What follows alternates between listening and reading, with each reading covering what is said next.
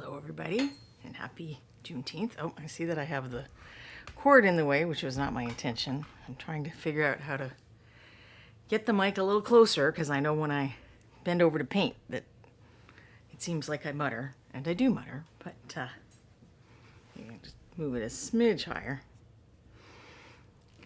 Now I see Quindy. I'm sure some other people are there too, hopefully. And I assume Quindy would be letting me know if she could not hear or see something. So I think it's all fine. Hi, Bogather87. All right. So happy Monday. Happy Juneteenth, more importantly. Let's see. I guess I'll just jump right into things. Well, I'll kind of give a little bit of a recap, as I like to do. Zoom out just a smidge. Excuse me. Oh no, did it get... Turn around? No, I don't think it did. So I'll show you guys the colors again. So these are the colors. Do I need to bump the light just a little, I think. These are the existing colors that you can also get as a pack in the Pledge Manager. But you could buy any one of these now if you wished as well. And then these are the colors that last week we swatched out that are the pack of new colors in the Kickstarter, which I think Winnie said was just called KS 6 colors. No, I'm forgetting. This one is called Painter's Picks. So if you want to add this in the Pledge Manager, look for Painter's Picks. And then this one is the new set of colors. So if you want, you can go back and watch the previous video, and I talk about some of the uses you can put these colors to. And I forgot to check again. I believe that there should be descriptive paragraphs in the Pledge Manager for each of these paint packs that give you some tips for how you could use these colors. And I will be right back. I think I need to take my cough medicine because it sounds like it's starting already. So I will be right back.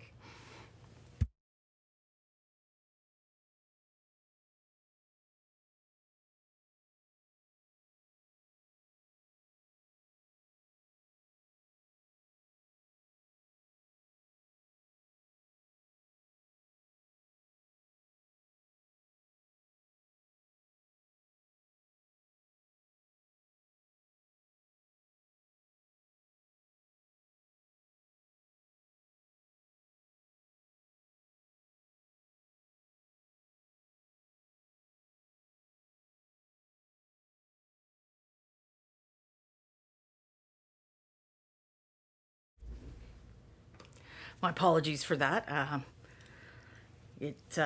guess I hadn't talked enough today to realize that my throat was being a little fussy. So that was the paint. And then last week I also started working on these two figures. And my plan is to, oh, now I think I worked on the wrong one. My plan is to kind of get them. Well, my original plan was to paint them both identically and then edit one to kind of show you contest feedback in action.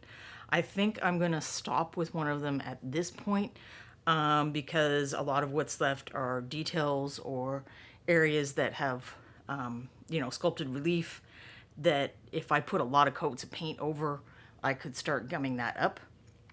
And I guess it will also give me an opportunity to talk about how absolutely you can,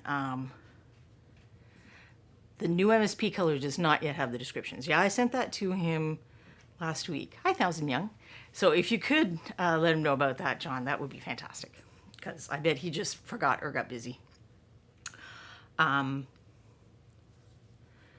I had painted the dark color back on one of them just prior to starting, but now I'm not sure if I picked the wrong guy.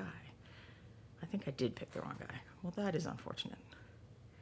So I will have to do that part again on screen, but just for one of them.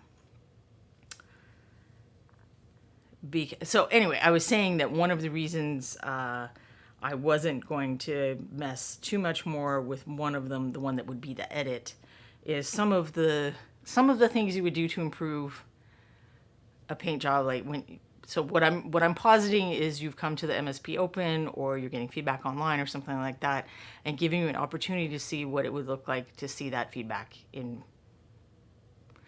operation. Because a lot of times you aren't going to want to go back and actually do what someone suggests to your own miniature, either because it's special to you and you like the way it is, or you're afraid of messing it up, or for whatever reason. Oh, Reaper John says the descriptions are there now. Because I've certainly been in that position, but without doing that, it can be hard to visualize what's the difference between, the original thing and what it would look like if you did what was suggested in critique. So that's why I want to use the same figure and the same basic color scheme and stuff like that. But some of what, in fact, more often than not, color selection is an important part of how much impact your figure is going to make, how good it looks for the arm's length test, a lot of other things. So I'm going to leave one of them where they are. Also, then you don't have to watch me paint like the same parts twice, I guess. Other than maybe I will be doing this because I want to use the one that I use the specific dry brushes on. Just because I think the scales turned out a little better on that one, and I think it is this one, and I picked up the wrong one by accident. So for those who weren't here last week, these are the kinds of dry brushes that I'm talking about. There are also makeup brushes that you can buy. I have one of those somewhere. So this is the e.l.f. brand that I don't know if that's available outside of the United States, but hopefully other countries also have some inexpensive brush options. So what you want is this kind of dome shape. You see where it's rounded on the edges, and a fairly dense pack of hair. So this one is a rosemary, but the company Army Painter makes a pack of 3 of these, and I think the 3-pack is $20 is like the MSRP, which is pretty reasonable. And then there's a company called Artist Opus in England that makes them, and then Rosemary & Company, which is also in England, makes them where you can buy them individually. So there are lots of options to get brushes like this. And for many, although possibly not all, we did a dry brush test months ago, and there were some cases where the standard flat brush that I don't have an example of handy right now. Yes, I do. Standard flat brush like this. Well, this is a filbert, but same concept. Will do a little better. But often I find that rounded brush will give you a nicer and quicker dry brush. So last week when I worked on the scales, I worked on the orange scales and then also the belly scales for both of these. On one of them, I used this brush, in fact, this exact brush, and on the other, I used those rounded brushes. And I think that what was interesting, because for the orange scales, I think the rounded brush one did a better job. For the belly scales, just because it was hard to get in there, I think the flat brush did a better job. So that's the kind of thing I mean, where it's worth testing brushes that you already have. I'm not saying go rush out and buy brushes necessarily, although it's worth trying the makeup brushes in my experience. They are different enough from the standard flat brushes that we have historically used for dry brushing that it is worth trying to see if you like them. So that's what I'm going to work on today. But before we get to that, I'm going to try and do a similar thing.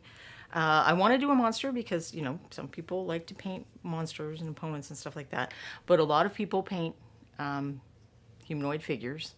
And I was talking about the value of going back and painting something that you've painted before. I was working on, if you were here previously, I was working on the very first figure that I ever painted, which was the Anurian swordsman that was included in 3 generations ago, Reaper Learn to Paint kits. And as I've been working on them and looking at them while they're sitting on my shelf, I don't think that the nature of the sculpt and the color choices is really going to help me do the demonstration of here's what something would look like, kind of at a starting point, and what it would look like if you applied some of the critique and principles that someone might suggest to try to start to push your painting up. So I thought that this would be a better one to do that demonstration with. This is also from one of the original generation Reaper Learn to Paint kits, and I was pretty happy with her when I painted her at the time, other than, as I discussed in that one, washes didn't work like I thought they did, and I got frustrated. But I got a couple of these, ordered a couple of these, so that I can do a similar exercise with a human character. Which hopefully that sounds interesting to you. I mean, I guess if you totally hate that idea, let me know in the chat. I'm not, if you know, there's not enough time to finish something with the snakemen, I'll start on the prep for that, because it'll also be an opportunity to talk again about the differences of preparing a metal miniature compared to a bones of any stripe. So I got a new piece of flatter paper for doing my, oh, actually, while I'm just showing you things on the nice paper, we will show you the mini of the month. So this is Lars Ragnarsson, and you can just go buy him as a Bones USA miniature if you want, or if you spend $40 or equivalent currency, John will fix it in the chat if I'm saying any of this wrong, you will get one for free. So he is the mini of the month. This one is a metal because it was a master. I barely got it before I left the Kickstarter finishing party, and that was funny. So Ron the other day asked me if I had the girl with a bow, and I'm like, I have no idea what you're talking about. So that's a different miniature that I didn't have, and someone else is now painting because I didn't have.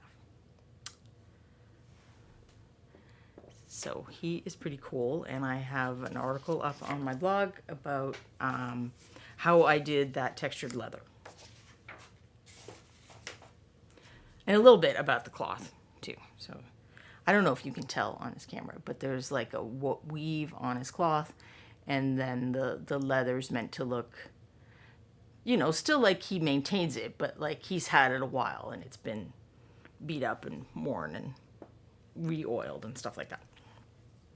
All right, so let's get to these snakemen. I'm once again using my red grass palette, but I am just using standard parchment paper today because I still have not cracked the code of using their paper. I will say that when they say that it washes out and you can reuse it, that is absolutely true. I think I just washed it for the 3rd time, and it's still looking in fine shape.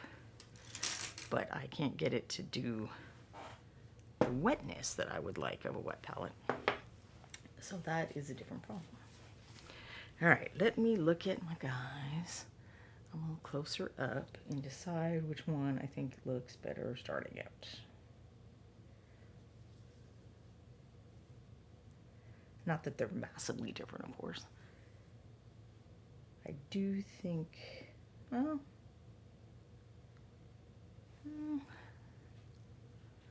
kind of like the vividness of this one, but I will go with this, and I can just repair vividness if I need to.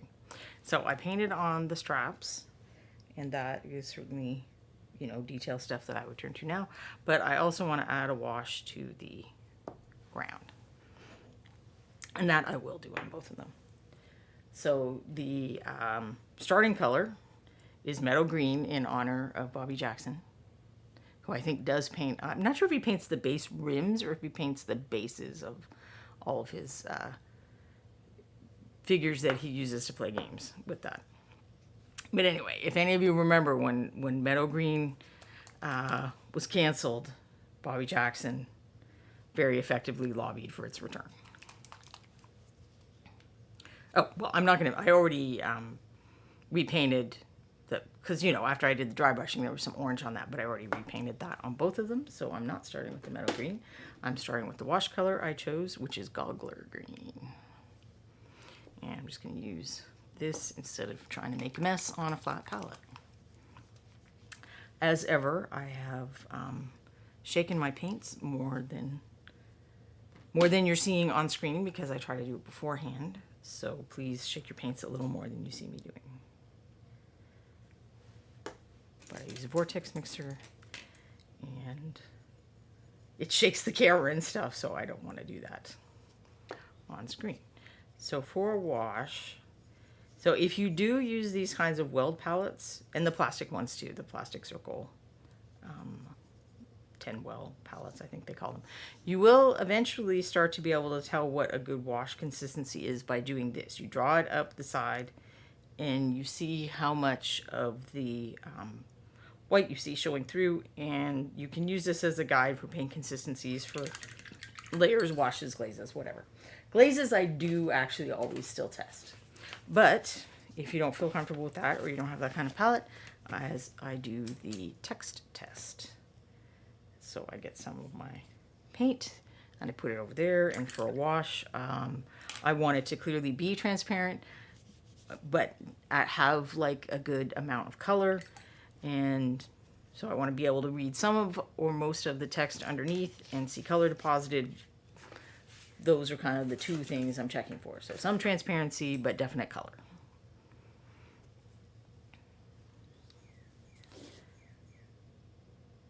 And then while I work on other stuff, this will have time to dry. I could even use a bigger brush, looks like.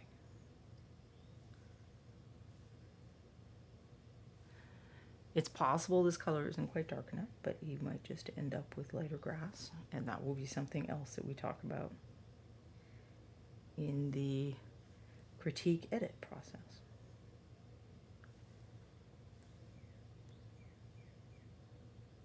So in case anyone came in a little late, I am not trying to paint a super awesome miniature. I'm trying to paint a decent miniature that might represent something that was entered in the MSP Open that someone gets critique on, and then the second one, I'm going to put the critique in action and try to paint it, edit it and spruce it up to paint a better version. So I'm using, I'm not using the wrong techniques or anything, but if I try something and my color choices aren't 100%, I'm not fixing it now. That's just going to become a learning experience for later. Or even if, there are techniques that might be better or worse for certain types of things we're doing. And now I've remembered that he has a little bit of base here. So I also need to get some of the wash on that. And I never painted the... And this is a thing that does happen in contests or for other purposes. So this is, I guess, a critique point. It's helpful to take a picture of a miniature when you think that you're done and kind of give it a once over and find out if there are things that you miss like that. And I do this all the time, where I think I was done. And then I take the pictures and go, oh, so maybe I also needed to paint that pouch or the back of the arm or whatever part that I ended up forgetting. So alas, that is going to have to dry a minute before we can put the wash on, but the wash should survive. Until then, I will, in fact, I even have a little, for those who haven't been in here before, I also use the palette that Anne uses, for mixing. I do use a wet palette primarily, but if I'm trying to save my mixes or be really precise about the dilution or the color mixes, I actually use the same palette that Anne uses. But what I do is I call it reverse wet palette, and I get a sponge. It would actually be more wet than this, and I put it over the palette. And if the area is large enough, I use multiple sponges, and this will keep at least overnight. If not longer, depending on how humid it is. And then I just have to check it, once a day or so and re-wet the sponges. And I've kept paint workable for more than a week with this. I would not use paint off my wet palette for more than a week. Eventually it gets goopy or it gets runny or something happens. I can't control the dilution and preservation with the same precision that I can with the ceramic palettes, weirdly enough. You will occasionally have to add water to the actual little wells. So you need to check on that. But all right, so for his leather, which I think is going to be next up,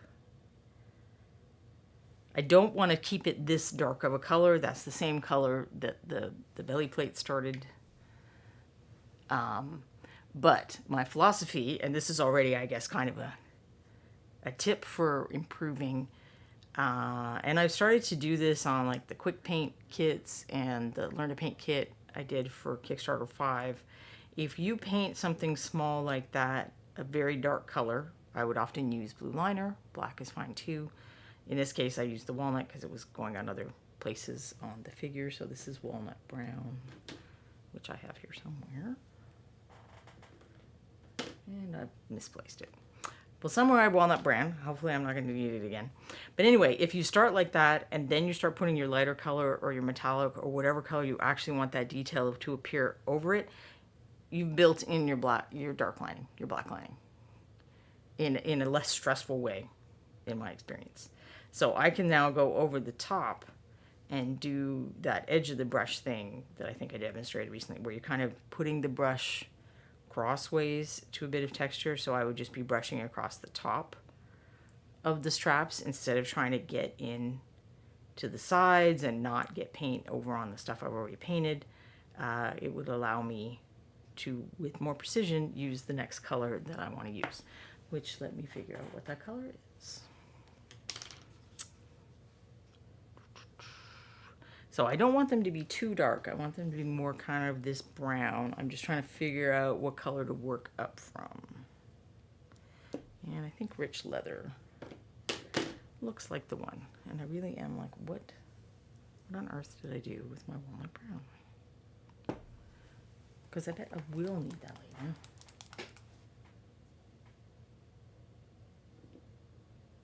later.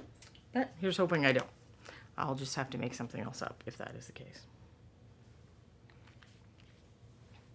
I'm also trying to figure out what to do with the inside of the shield. So it was interesting. I ended up, you know, sometimes you're on YouTube and you just watch random things. I think my husband was even on YouTube and watching random things. And I was just trapped in a chair and too lazy to get up and stop watching his random things. But he ended up on this, there's a guy on YouTube that talks about medieval stuff. Like he's a recreationist. I think he does like horseback combat and stuff like that. But he's also, I watched one video of his once where he talks about how peasants made rushlights because, you know, they couldn't afford candles and stuff, and that was pretty interesting. But he was talking about the evolution of the shield, and it occurred to me that I've never really studied shields enough to know, you know, what material are the bits actually. Hey, Valander. So this, in his examples at least, I would like to do more research than just looking at one guy's stuff. The backs of the shields were just kind of plain wood. And then this wraparound thing actually looked like canvas on some of them, and then metal on some of the other ones. He didn't talk about the ones where it looked like metal, and he didn't talk about what that part was, which I was like, well, that's the part I really want to know about, is what the edge stuff is, because we have a lot of edge bits that we have to paint. So I could paint this, you know, if it was a wood, it would probably be a lighter wood. And I think that compositionally, that would be kind of distracting. It being darker works as a bit of a frame for the bright orange parts. So I kind of don't want to do that. So we're going to pretend that it's someone painted the wood, or it's some fantasy tree that's very dark. Or I guess ebony too, but I'm pretty sure people weren't making shields out of ebony. But for the sake of that, now I probably still should paint in something, some kind of highlighting or shading. But we'll use this, since this guy is the before guy, I'm not going to do that. Maybe I'll do that on the other one. But again, I do want to try to limit what I make you guys watch me do twice. Hollander says rims would usually be leather for the shields used by a common warrior, but metal for a knight or nobleman or wealthy man, which makes sense. But I've probably been painting a lot of shields wrong for a lot of years. And I mean, I'm not too super concerned about it, but I am a proponent of doing research and finding out what things are, so.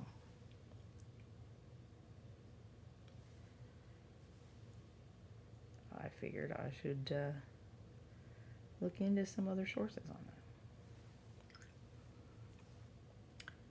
So I'm kind of, I was struggling with colors to choose for these leather straps, because he's got this whole orangey red thing going on. So I don't want to use orangey red leather. I don't want to either blend into the body or compete with the body. So I ended up going with more of a yellowy, traditional leather. So I kind of want this part to be boring, I guess. It would not be wrong. Not that it isn't well done or whatever, but it's not going to draw attention away from parts of the figure that are more important. The main function of these little straps is just to add a little visual interest and demonstrate how his gear is attached to him. So they don't need a lot going on. Now this little circle thing is metal, but the straps do circle. The straps are wrapped around it. So I have to paint a little bit of the strap color on that. Hopefully, is it looking dark again? I feel like I bumped the light so much on this thing. I did redo all my settings. We had several power outages in the past week because of the heat, I imagine. And everybody's air conditioner is working overtime. But I think it reset some of my settings on my gadgets.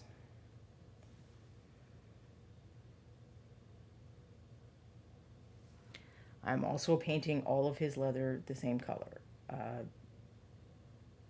This is something that I see come up a lot. Well, not a lot, but certainly it's come up with people who are just starting to learn to paint, or if you have done your research and you're thinking about, hey, G-Mano, thanks very much. I don't actually remember the SKU number. Somewhere I had it, but this is one of a pack of 2 snakemen that you can get from Reaper. That pack has snakemen with swords. There are other snakemen and like leaders of the snakemen, so you can make a whole band out of these guys. But this one is nice for demonstration purposes because he has a nice open pose, so you can see the parts I'm working on, and I can see the parts I'm working on. So I was saying I'm painting all the leather on his kit brown, or the same brown, and now I do need the walnut brown because I see a part that I goofed up, but I don't know how I lose a paint. I do this when it's not the show too, if that's any consolation to anyone. It's not that much of a consolation to me, so I'm just going to sneak and use black instead. But I see a little place where there is orange and there shouldn't be orange.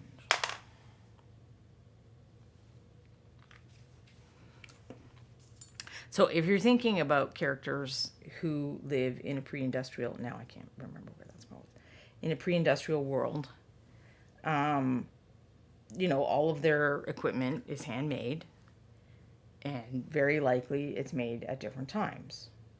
Especially if you're talking about your role-playing character, you got your leather armor at one point, and then maybe you got a magic belt at another point, and a magic helmet at another point.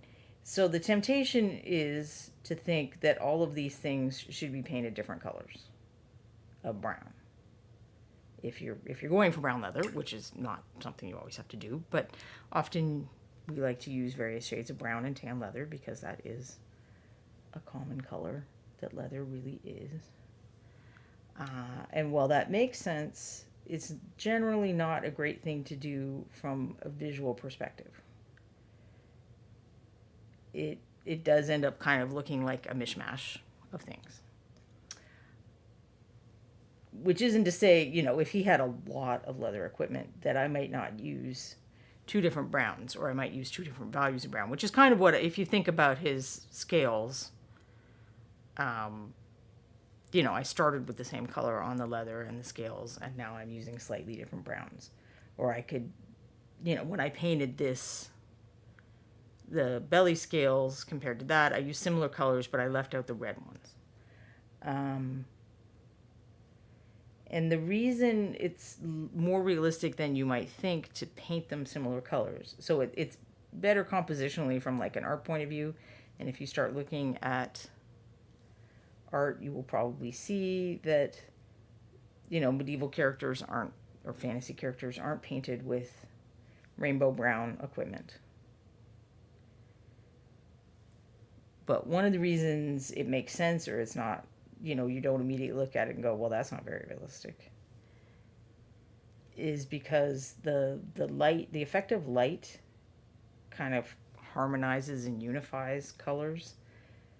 So you're perceiving everything under the same lighting effect. And that would make all of the browns kind of have similar shadows, say. So it's not totally visually unrealistic to use similar colors. I'm not sure I'm explaining that very well. I don't think I'm at peak coherence today. But hopefully that makes a little sense. Rainbow brown, the moody color cousin of rainbow bright. I mean, if you think about it, there are a lot of browns out there.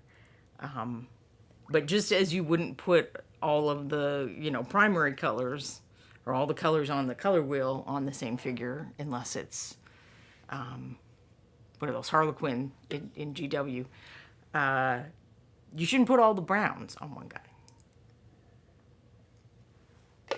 Quindy has very kindly shared the link to the Snake Man pack. It's Nagendra Swordsman. And then if you like these snake people, if you search for Nagendra on the Reaper site, you will find other options of them as well. So hopefully you can kind of see how that little dark brown edge, I mean, I didn't quite get enough of it there. And I could go put that in now before I'm finished painting this. Because, you know, lining, I get why people don't want to do lining because it can be stressful. But it has a huge visual impact and effect. Like, it's the number one thing that we're going to tell people who come in and they haven't been painting very long and they've entered a figure where various areas kind of bleed together because the colors are similar values. We're going to say, if you do lining, your guy will pop so much more. Even if you don't want to do, you know, learn layering or do a bunch more work washing or a whole bunch of additional layers of dry brushing or whatever, the lining has a huge effect. And you don't have to do it with black if you think black is too stark, especially for some colors. It is too stark, like if I was painting light blue or something.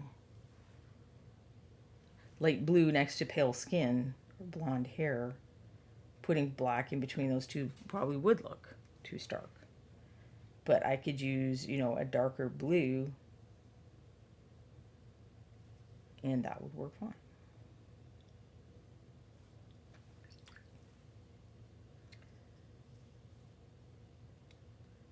So I'm checking for places I probably missed. And speaking of, let's add the wash to that place that I missed on his base and I had to paint on.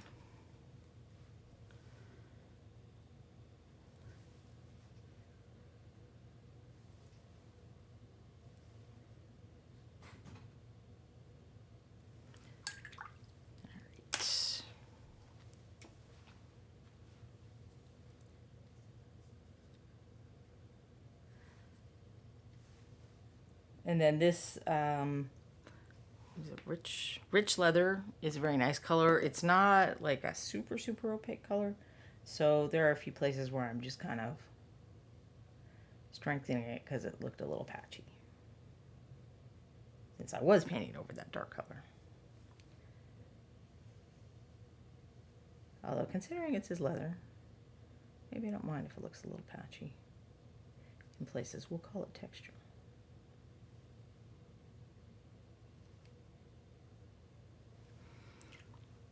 Do you want to go lighter than that? So let's see what my other brand. Hey, Williams Clay, how are you doing today? Look at my other options. Oh, and I haven't done my swatch on this one yet. So you see the value of the swatches is I know exactly what the color in there is, and I have a new bottle of this, so I haven't done the swatches. But I think I'll go with the leather brown next. I mean, it's right in the name, but remember, you don't have to use things for the name that it says. It can be a handy guide, but sometimes people are just trying to come up with names for things. And even if they are, it doesn't mean that's the only name for thing. There are a lot of browns that are great for skin tones, for example. So this color being lighter, I'm not going to paint everywhere. I'm going to paint places that are going to be getting more light. Which I guess already is, again, one of those things you might hear in feedback, but we're going to just go with it because, all different levels of painters want feedback. And if you haven't been watching the show regularly, or you missed some episodes last year around the same time of year, I got some figures that I had painted for our D&D games and stuff, and I did some of what I'm talking about here. I did a critique on them, and then I did some edits and repaints on them to demonstrate what it would look like to have that critique put into practice. So if you go to my website, there's a common feedback issues page, and it links to those, and it links to a series of articles I wrote for people getting ready for the MSP Open and other contests. So one of them focuses on painting specific issues that we often see. I don't know if I want to say issues. Some of them are issues because one of the things that I'll suggest is that you read the rules, because almost everyone who's been entering contests for any length of time has a contest where they messed it up and they mixed up the rules with something else, or they missed a little detail and they got disqualified, or they may not have been considered as favorably as they would have otherwise just because of a rules thing. So that is an issue. But other things would be like, suggestions for if you're looking to improve, these are areas you could look at. And some of them are related to preparation, getting your miniature on the base, construction, stuff like that. So there's an article that discusses kind of those things more, and then another one that is just about paint related things. And then I do like to keep a lot of figures that I enter in a contest or work on in a class or something as they are, as kind of a, marker of that level or that thing that I did, souvenir almost when it comes to paint contest stuff. I do have ones where I've gone back, a few months later and said, okay, no, I did mess this up. I didn't have enough contrast, or I should have done more of this. So I have before and after pictures of me, of several figures, in addition to the ones that I did on the show, where I talk about, here's what more contrast actually looks like in person, because it can be hard to visualize, because you can think, well, I went to black and I went to white, so there isn't more contrast. That's it. Why are you telling me to do this thing that I already did? And sometimes it's about where you put it, or some other things. There's also like a huge series about contrast on there, because it affects a lot. It affects a lot of what we're doing. And there's different kinds of contrast too, because we get caught up in, it's all about, how dark are the shadows and how light are the highlights, and that's certainly very important. But it is not the only kind of contrast. And it's not the only kind of contrast that we have issues with as painters. So that's where I was talking about, if I left these straps the dark brown, you wouldn't be able to see them, particularly if I start zooming out. Then, in fact, we can get this guy that, if you look at his strap here, it is still the dark brown. You can't see that as well. I mean, it got orange on it, but I don't have my dark brown to fix it, so you can get the example. But you can kind of see what I mean. You're going to see these straps better because I made them a lighter brown than these belly scales. So that's another kind of contrast. That's like contrast between areas. So we've got this, orangey color that's like in the middle, and then we've got a lighter brown for the straps, and then a darker brown for the belly scales. And if I turn this to black and white, which I can do, but I'm not gonna right now, you would still be able to recognize the different parts of the figure. So that's another kind of contrast that I think in some ways is even more important, especially if you're doing tabletop figures and you want to get stuff done quickly. If you focus on that kind of contrast, you can get a lot of arm's length, tabletop impact without having to do a lot of extra work. Your work is just your color choices, not having to do different techniques that are more time consuming.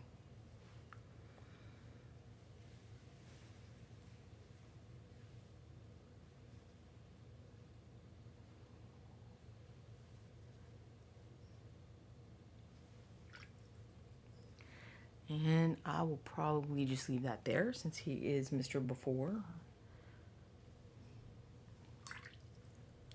And then what do we want to work on? Let's do the grass while I'm thinking of it. So the original color was metal green, and then I put that Bogler? No. Bogler green is one in the Kickstarter. This one was Goggler. Nope, Boggy green is the one in Kickstarter. Goggler green is the one that I used a wash for on those guys. Oh, look, I found the walnut brown. So I will quickly demonstrate what I was meaning about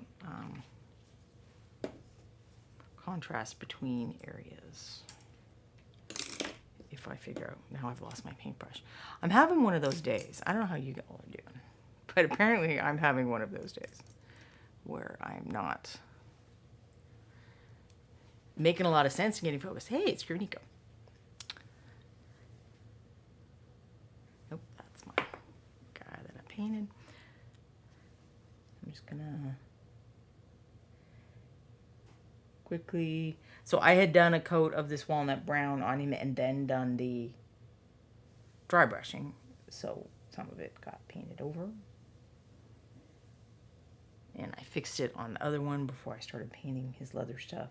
But I just want to fill some of it in real quick here so you can see what I mean about contrast between areas.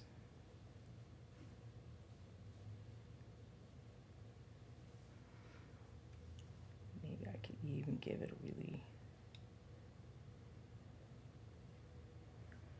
quick second layer because this really isn't a fair comparison because this would just be one base coat where I gave the other guy a little bit of a highlight.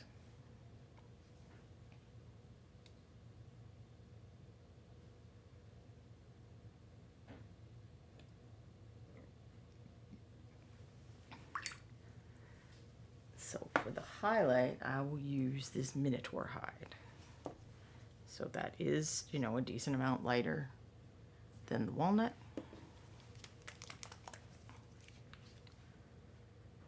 So it should kind of count. It's about the same differences between the rich leather and the leather brown that I used on the other guy. So it should give us a basis for comparison.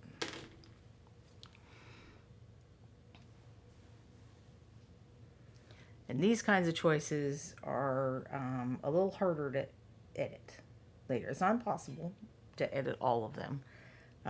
But certainly, once I get the metal plates painted on and the little buckles and stuff, I'm not going to be real excited about the idea of going back and having to completely change the color of these straps.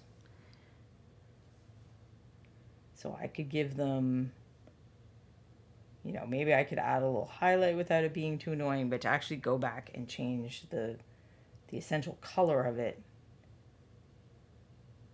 that's going to be a pain in the butt, and the kind of thing I'm talking about where it's good to figure out your color choices a bit beforehand. All right, so now we will compare. So this is a fairly close-up view, and even at a close-up view, I don't think you can distinguish the straps very well on him.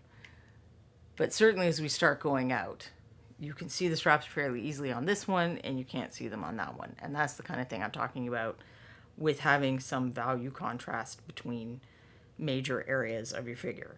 in this case, I mean, he doesn't have a lot of color areas going on. So it's fairly easy to vary my value contrast. I've got kind of a mid-tone on the, the overall scales. I've got a dark color on these belly ridges and then a light color on the leather. So I'm breaking it up.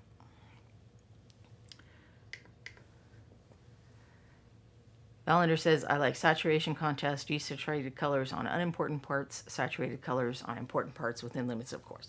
Yes, that's also a very valuable kind of contrast, and that is happening on this because I use saturated colors, more saturated colors on the face and scales, and less saturated colors elsewhere. It's also helpful because, okay, this figure is fairly simple, but you will get characters that have a lot of equipment, and you can't always do that. You can't always have a huge value difference between, this piece of equipment and then the 4 other pieces of equipment that it's touching.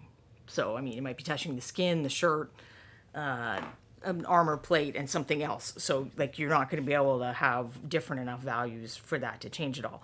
Then you start emphasizing stuff with hue contrast, or it may be a situation, like Valander said, where you don't want it. Like, it's not important. It doesn't have to be hugely contrasted. You want someone to be able to see at the close-up view, but it may not matter for the distance view. So then you may not put as much contrast in. I'm pretty sure that the articles that I mentioned link to the thing that I have like 400 articles about contrast on my site. That's not true, but there are some articles, and they are still the most popular thing on my blog, about how to paint with more contrast in highlights and shadows. But I have a few others where I'm talking about some other stuff, and it is my dream to have the time to sit down and give more examples of the kind of contrast I'm talking about here, the contrast between areas using saturation and a few other things.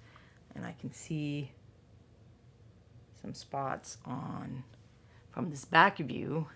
So you can see places where I didn't even get the walnut.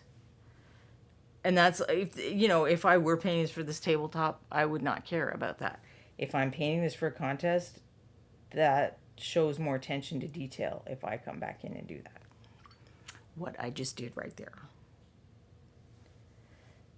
And when I talk about contests, I also mean like the online contests.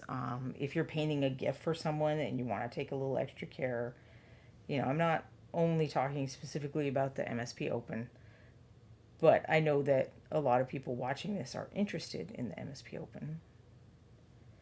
So I'm certainly going to talk about it in those terms.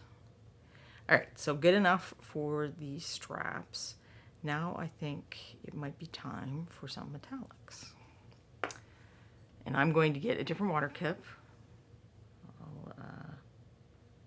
Nope, wrong one. Wrong one again. So this is my regular water cup. I do use a separate water cup when I remember for metallics, so that when I'm painting the regular colors, I don't get those little shiny flakes in, which again can be the kind of thing that can happen on a contest entry. Obviously, if I'm painting a tabletop mini, maybe I'm not going to do this, have the 2 pots of water thing. But if I'm trying to paint something where I want to make sure it looks nice, it's worth doing. I even have, I use my sponges. I wrote M on the side. Well, okay, it looks like W from that angle. I wrote M on the side, so I know that is the sponge for metallics. I'm going to use blade steel. Go back to this view. I think this is kind of my favorite sort of general steel color starting point. Although I brought these out just to kind of, so I thought about whether, since he's from, a different kind of society, from a snaky society, maybe they have a different metal that they use. And so I thought about using the bronze. I would probably, these are both old bronze. Why do I have 2 old bronze that we're looking at? But my concern was I kind of have competing yellow then, because I've already got yellow on his scales, and then I'd have like a different yellow. Plus there's something else I'm going to want to show when I do the edit version.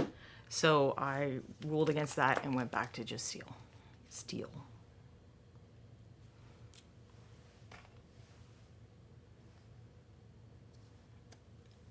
Just having to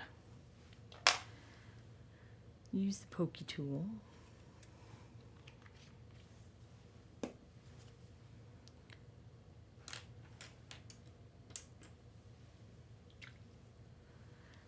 So we've got buckles, and I think there's a couple of rivets, which maybe I'm even going to go over the rivets with that black I had out so that I can just dot the metallic on, and it has built-in lining. This is something that I didn't do in the original, the Learn to Paint Core Skills and Learn to Paint level layer up. I didn't think of this at the time. I thought of this later as a useful way to make small metal things pop a little more. So alas, this is not in the original kits, but I think is a helpful thing, as I was saying earlier, for painting details if you start with a dark color and kind of try to leave that edge for your metallics.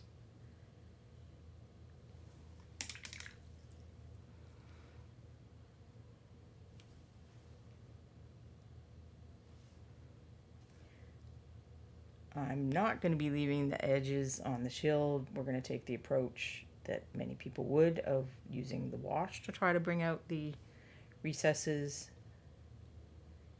and see how that goes.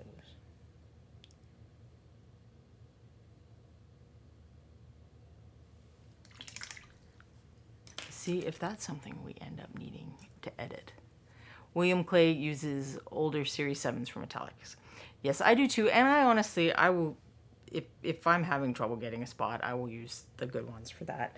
I think it, it's more poking and whatnot. Everything that we do is pretty tough on brushes. I don't think that the little bit of metallic flake in here is that much different than the texture of paper or the damage we're incurring by poking and prodding into little holes like I am right there.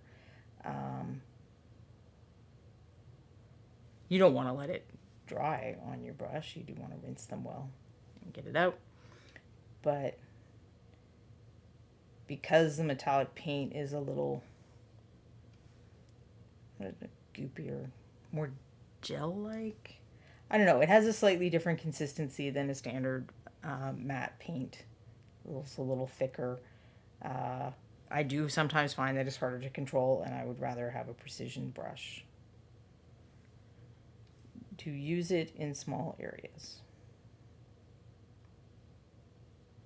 And if that means that I have to buy a brush, 2 months sooner than I would otherwise have to buy a brush, I'm okay with that.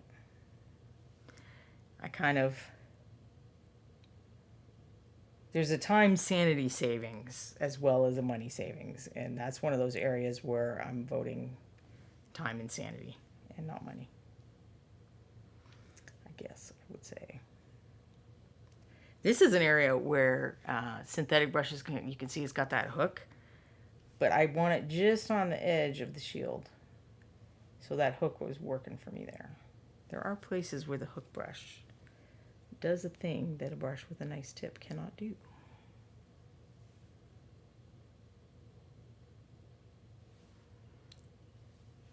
So I always like to have one or two brushes with a good hook around. It's good for getting under the edges of cloaks too, which is not a problem that Snake Man has. He's not wearing a cloak. That would be weird.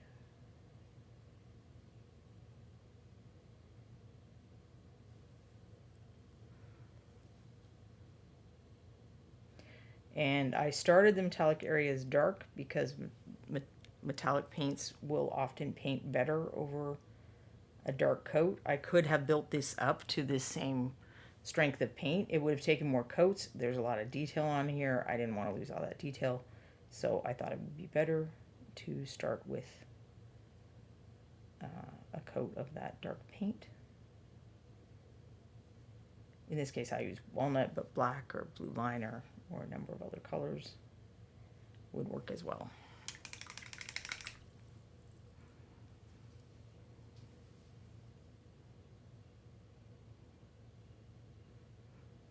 Time and sanity savings. Using true metallics instead of non-metallics when painting large armies. Yes, that probably would be a time and sanity savings. But when I'm painting figures that, like, let's say he didn't have the shield and the sword, so it was just these little buckles and stuff, I would find that so much easier to paint with non-metallic metal and bring out all those little details than using the thicker metallics and trying to use washes and stuff like that.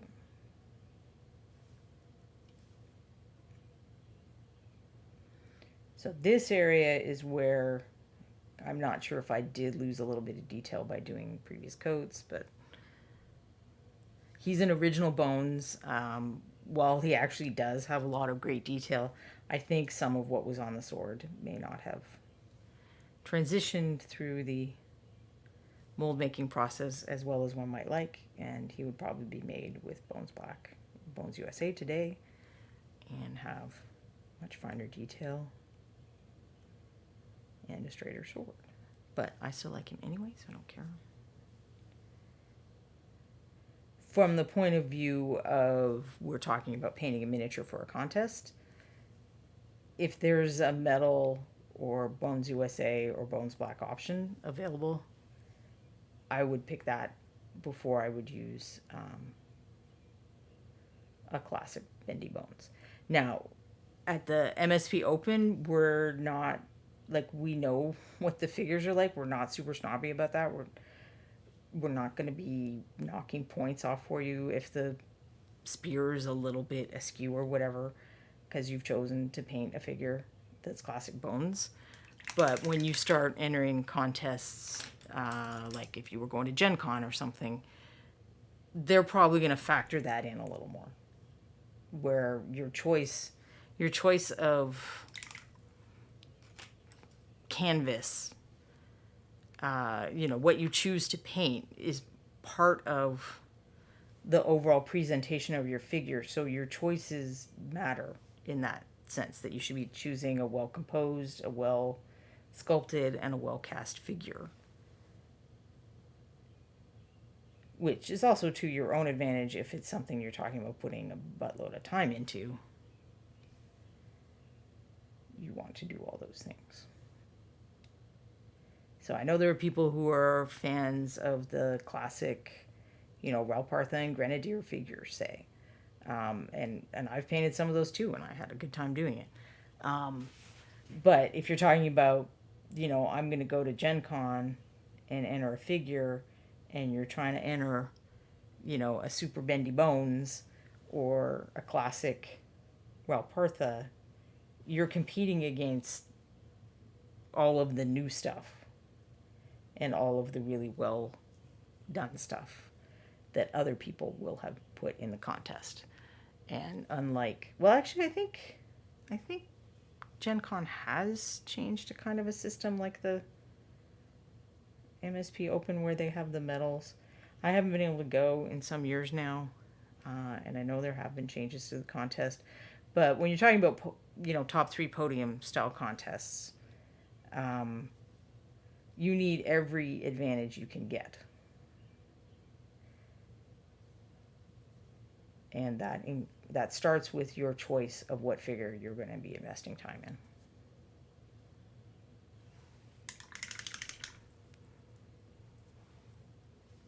I do find that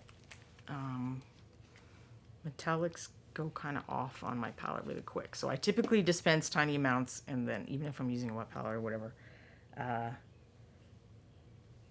use it until I don't like the way it feels, and then add some more to my palette and keep going. So I dispense tinier amounts frequently.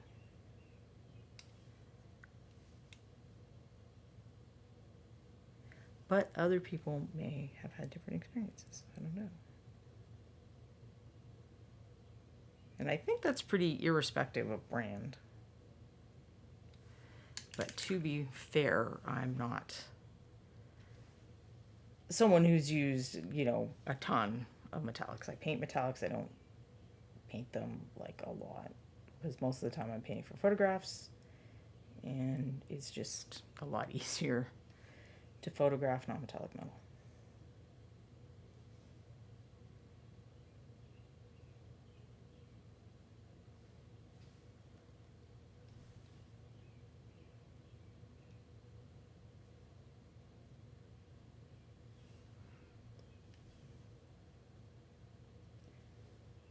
At least for me. I know Michael Proctor's degree is actually in photography, I think, so presumably he has an edge on photographing his metallics.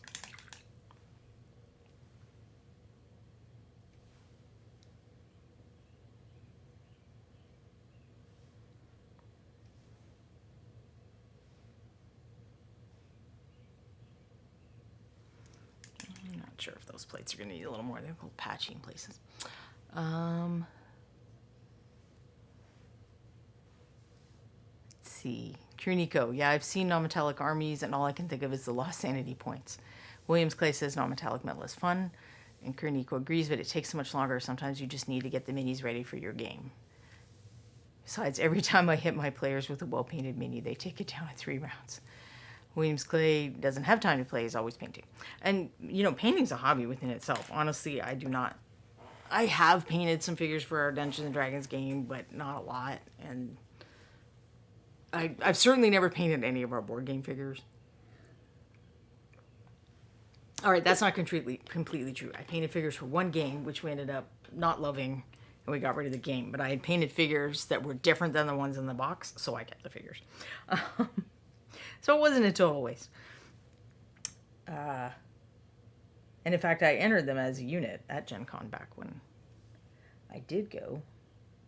And I think I won second or third place, which is the only time I will ever win or even enter unit anything, I imagine. Because I very rarely paint groups of things or paint coherently. Now, there are some kind of quick ways to paint non-metallic metal, or, you don't, if you're trying to just have it look good on the tabletop, depending on the type of non-metallic metal you paint. I've seen people manage ways that would look good. See, now I painted these things, and I think they're metal, not leather, but that's fine. I'll just paint over them. I don't think I've mastered that kind of method of painting non-metallic method, but I do have a quicker method than what I normally paint, but I don't know that I would paint this for a game quicker. But some people figure out how to do it. Or get the basics done with airbrushing.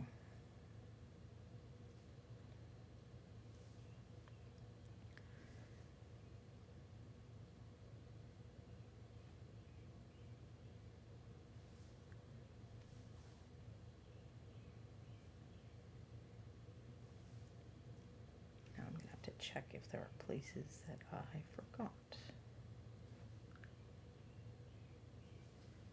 And I did forget the little rivets, so I will just dot those on.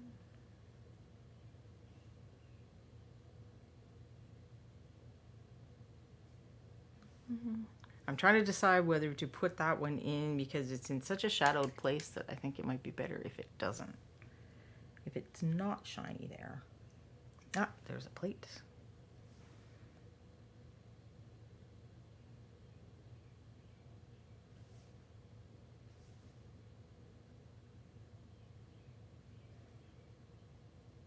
I'll just check if some of these plates do need a second coat.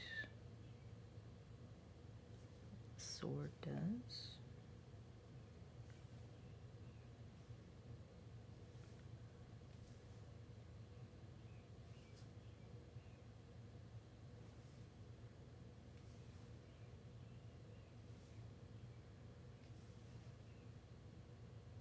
I wanted his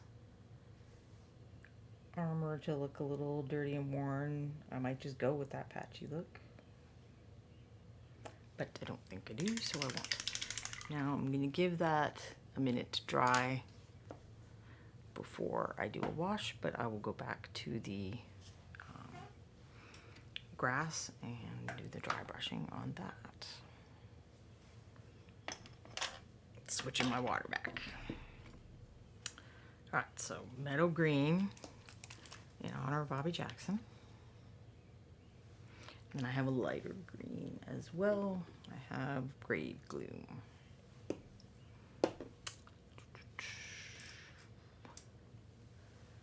Do I have a little? Yes. So I have a little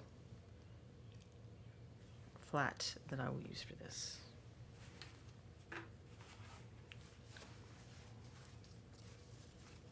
And unfortunately, if you're new here, I'm having to keep my palette and stuff like that out of frame because otherwise the camera will focus on the thing that's behind him instead of him. But, you know, I'm just unloading my brush in the usual way on a paper towel. This isn't a complicated base, so I'm not going to go nuts on it or anything.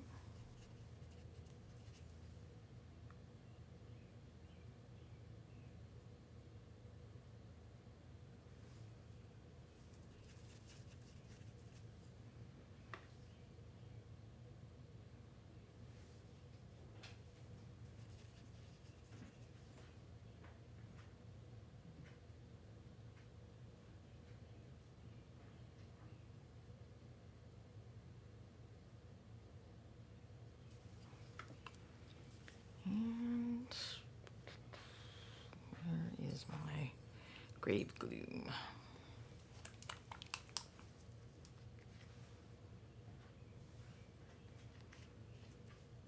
Which I think is in production still, but honestly, I think you can only get it in a like a fast palette pack. But I thought that the fast palettes from Reaper Virtual Expo were still available and realized the other day that they are not. So I will try not to include those colors when I'm doing stuff on the show. I try to only use things that you all can get a hold of still, but I have a system for denoting paints that have been canceled, and then the promos that are numbered 9/6, whatever, are easy for me to know that those were only temporarily available. But some of the things that have become unavailable have escaped my systems. Williams Clay, I've seen some dry brush and quick value shading methods that look good. Yeah, you can, with those dry brushes that I was showing earlier, I've seen people do some pretty amazing things with those. Like there's Bohun, Bohun, if you go look for his channel on YouTube, or you look up his work. He posts on Facebook. I assume that he's on Putty and Paint, but I don't remember for sure. But if you go watch in the videos what he's doing with like those kind of brushes that I was showing you earlier, the makeup brushes and stuff, it's pretty like, oh my gosh, how are you doing this? And now I lost that brush that I showed you earlier, because of course I did.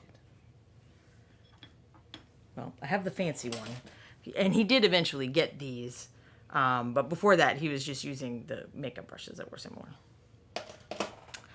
And he has some videos that he also can do like super intricate freehand. So it's interesting. He dry brushes or he does like amazingly intricate freehand patterns. It's like, okay, that's an interesting spread of approaches. Williams Clay, some of my favorite colors end up being samples, and it makes me sad when they are gone. Kiriniko got a sample purple that's really translucent, and I'll be so sad when it's gone. A lot of purples are somewhat translucent. If you try Carnival Purple, well, yeah, and they re-released that. That was from one of the colors from last Kickstarter. That was originally a promo color from a ReaperCon, but there was such a request to have it back that it was in the Kickstarter colors from last, Kickstarter 5 that have now been released. I don't think I kept my little sample thing of that to show you. But the thing about samples is I'm not sure that they always know how they got there, because usually they're mistakes. So it's like they use the wrong base with these pigments, or the color's a little off, so they're putting stuff in to try to tweak it back to what it's supposed to be. And then, it's just got to the point where there's more pigment, there's going to be too much pigment, so they just give up and they make it a sample.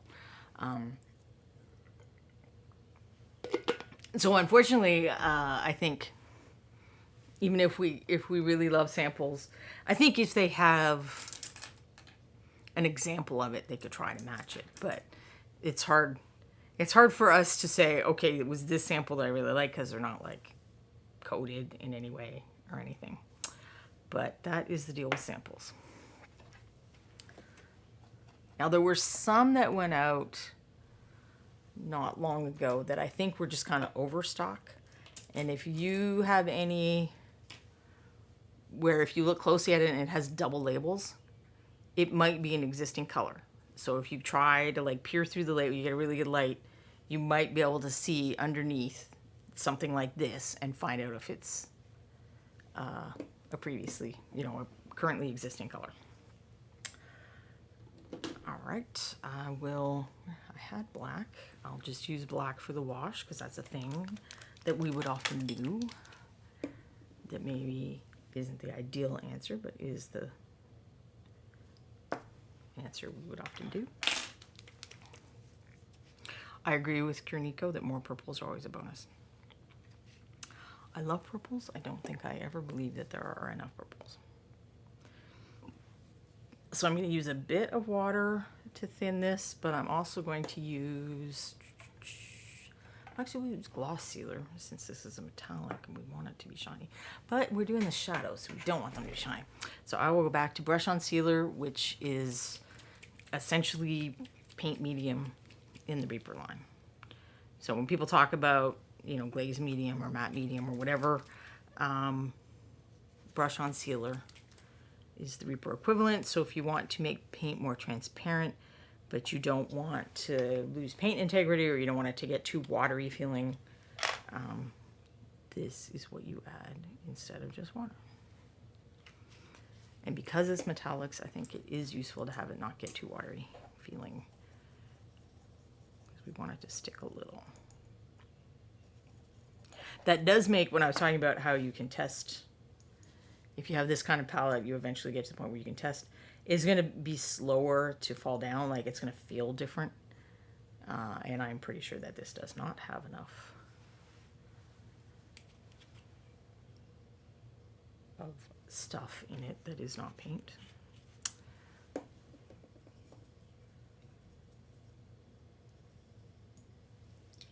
So I am not 100% sure, and I will do my paper test. I like to get a bigger brush for the paper test. Yeah, that's I'm not seeing any letters under there, so that's definitely too opaque still.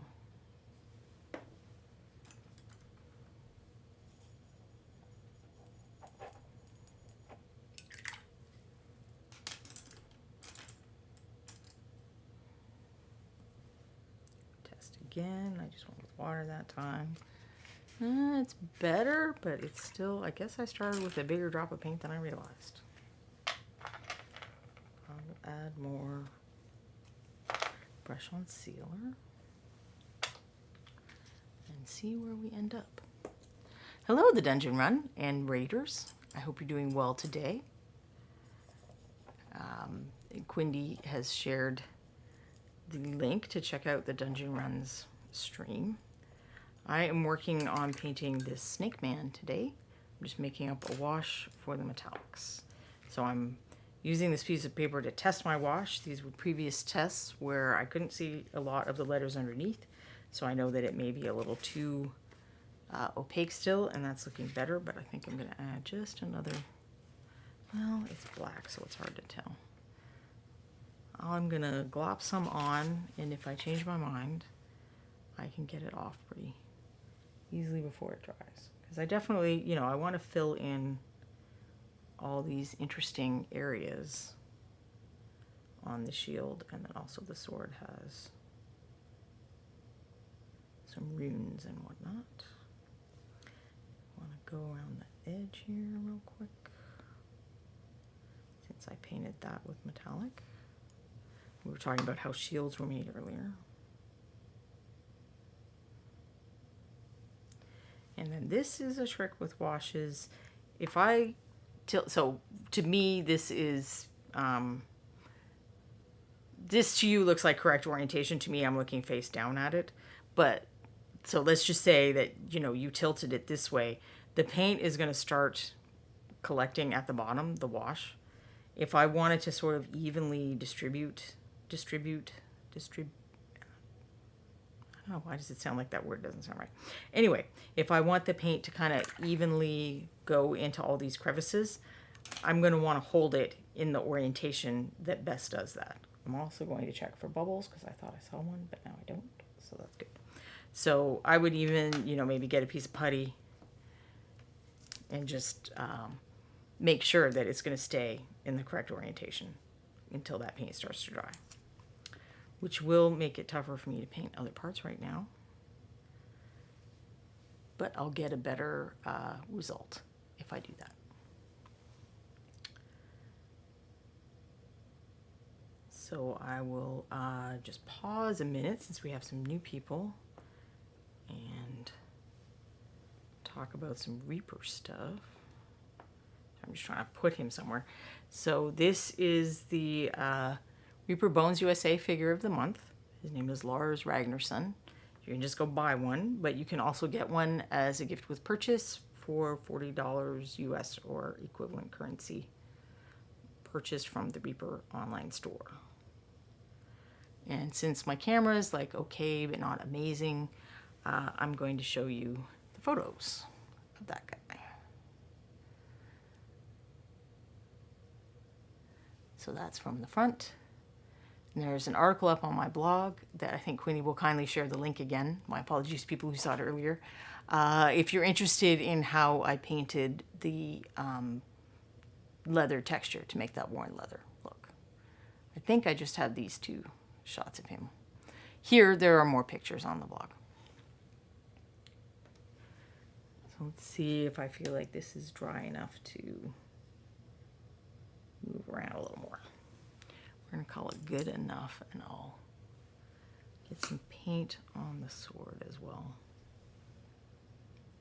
But if I were painting and not worried about boring people, I would probably let that sit even a little longer in that position to try to get the brush to fall down into the places where I want it to fall down.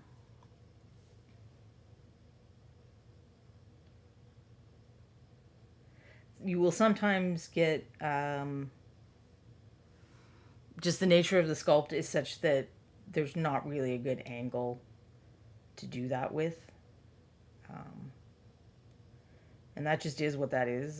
That's one of the kind of, you know, William's been talking to us about the benefits of non-metallic metal, and that's one of the areas where there's a benefit to non-metallic metal because I'm not relying on the sculpt to decide where to put my shadows the way I am when I'm doing a wash like this. I'm making the choices myself. And there are going to be times when washing works better and works worse.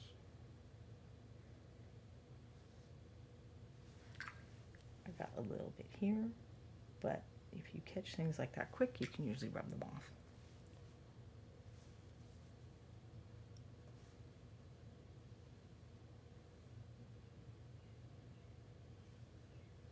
And yeah, I can see it pooling a little, so I think I do want to try to get it back up.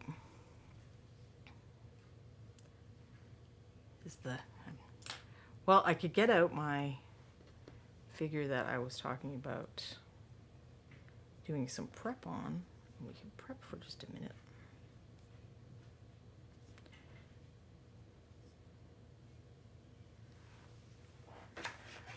So I've got a metal figure that I want to, I told you about this putty trick, and now I'm having trouble getting the putty trick to work, to orient him. All right, I'm going to lean him against something, and that'll help. So this is a figure that is one of the figures I painted way back in my early days, and I've been talking about how I think it's useful sometimes to paint something that you painted in the past so that you can see how you've improved. And I thought Lorana would be a fun figure to do that with. And then also it gives me another figure where I can talk about, you know, here's what you might get as a critique on this, and here's how you might improve that. Would be on the new version. And I in fact have two versions, because maybe I'll paint one that follows along pretty closely with what, you know, the color scheme and whatnot from the Learn to Paint Kit instructions that I followed to paint that one. And then maybe I'll paint another one where I go a little more off book.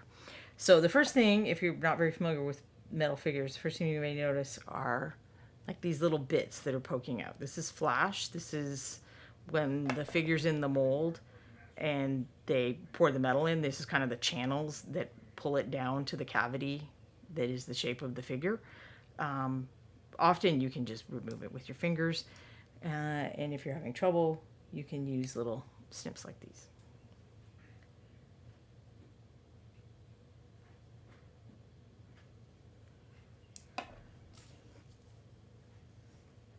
And so it's not bad. It just happens. Resin figures will sometimes even get it worse. Well, they'll get like a little, like there might be a skin in between, you know, her arm and her torso, and it'll be like super thin, and you just cut it with a knife.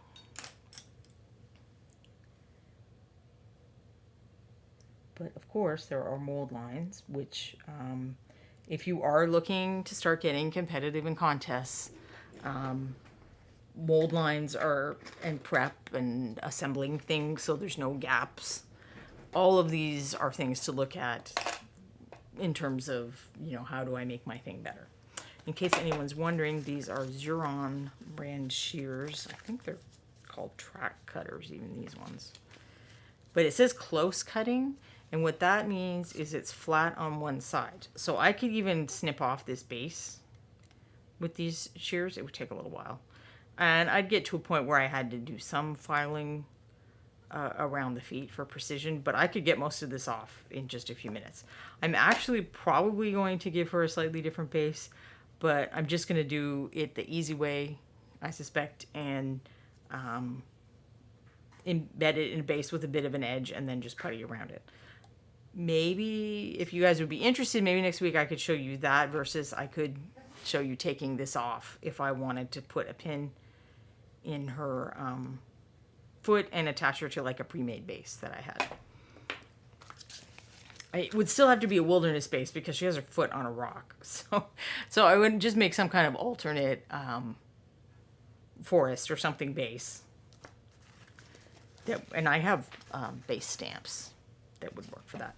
But I love these Xuron shears. The only thing I would say is don't be me if you can see some little half moon divots there. And this is my good pair. I have a pair that I like totally wrecked.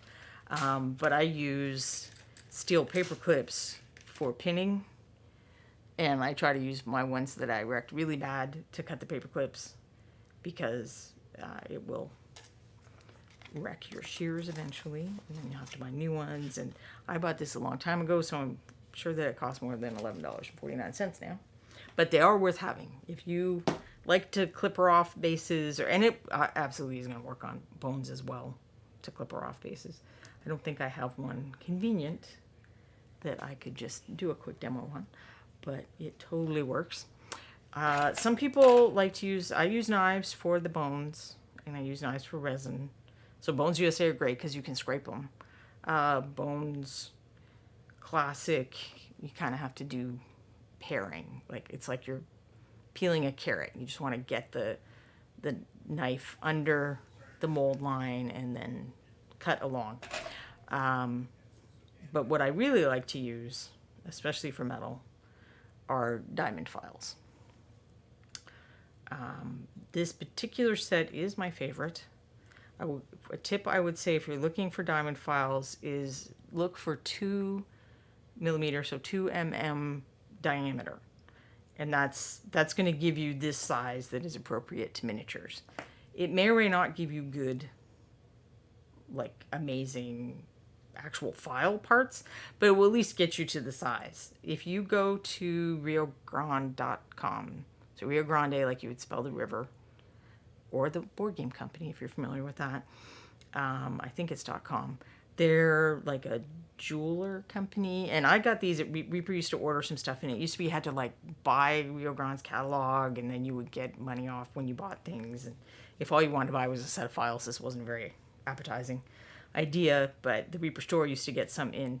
But I went looking for them recently on the web, and if you just search for diamond files, they'll have a bunch, but this set is the one that's like $12 or $15 as opposed to the one that's like $134, which I have to really wonder, what are these sets that cost $100? Like what's the difference? What makes them $100 and this one's like $15? I have a deep curiosity, but not a deep enough curiosity to spend $100.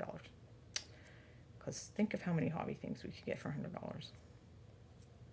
And I will actually use these on bones. I can't remember if I've shown you guys that on stream. You just, I do this on metal where I'm filing back and forth. On bones, you use a really light hand and you're going only in one direction. And then if there's like little, I call them gribbly bits, but I'm sure there's a real name for it, little pieces of plastic that hang off, then you go super lightly in the other direction. But you do have to be able to moderate your pressure pretty well for that to work. This is one of my favorite shapes of files that not all sets have. It's called crossing. So it's kind of like 2 half rounds put together, but you get that edge, and you can use that edge. Like, let's see, her hair here. I don't know if you guys can see the mold line on her hair. I'm actually going to take the light down a little and see if we can see the mold line on her hair. So there's a mold line going here across her hair. So I would file that down to get the top part, but to get in between the strands, I would use the edge of this crossing file. Likewise, if there's a mold line across her fingers, which there's probably not because it's nice and it goes down here instead of going through or across her fingers, there's a little bit. This is a very light mold line, so unfortunately I'm not sure you guys are seeing on stream. Let's see if my other copy has worse mold lines. I don't think it does.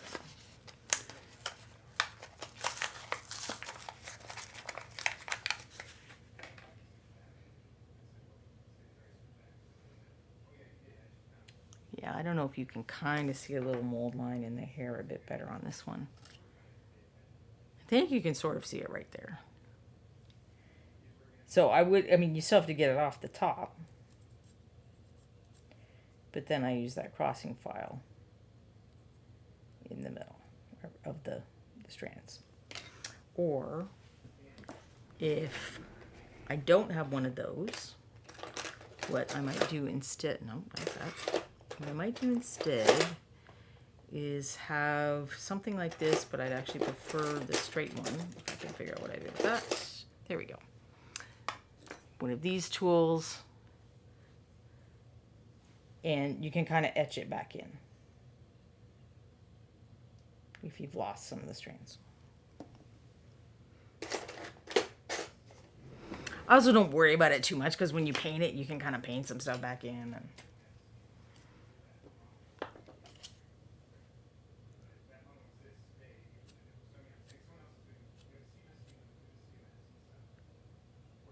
so I'm just really using this in between the big ones. There are very lightly etched strands of hair too, and I'm not worried about those.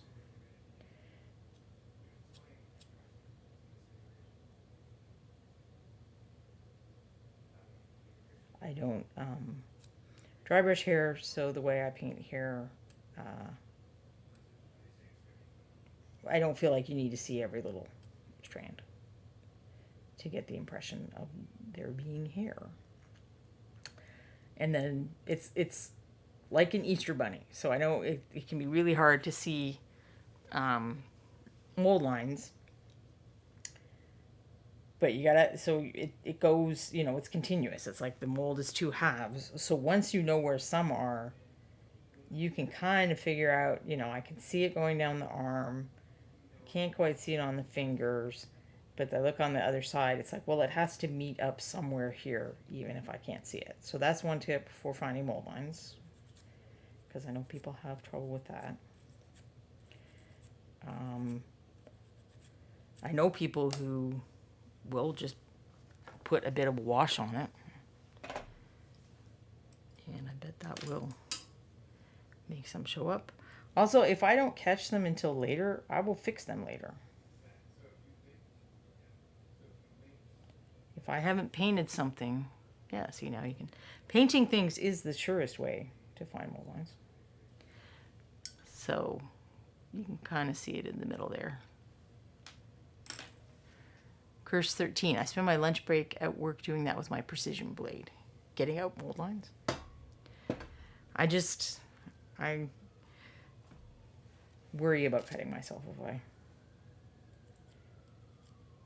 I don't know. I never really got the knack of using blades to clean up metal.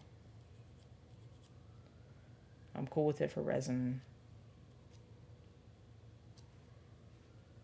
I don't love doing it on bones, but I will do it on bones. But if I can use a file, I would rather use a file. Which is not to say you can't injure yourself with a file, because I'm pretty sure that's a file injury. I poke myself more than I cut myself. Likewise with that etching tool that I was showing you. Pretty sure some of my little poke scars are from the etching tool.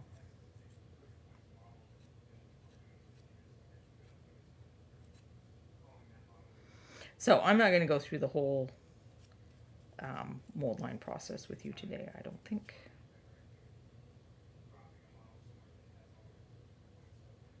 Oh, there's another one of those little channels from the metal. And that one's a little stiffer.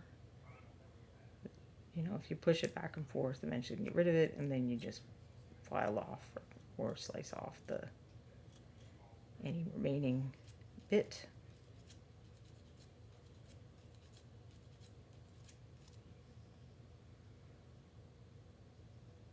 Base textures can be really hard to deal with for mold lines. Because, it's hard to get whatever tool you want in there, and they may be on, if it's cobblestones or whatever, it could be an uneven surface if it's grass like this. So you just kind of, sometimes I'm just trying to smush it down more than get rid of it. Like, just break up the line and not expect to deal with all of it.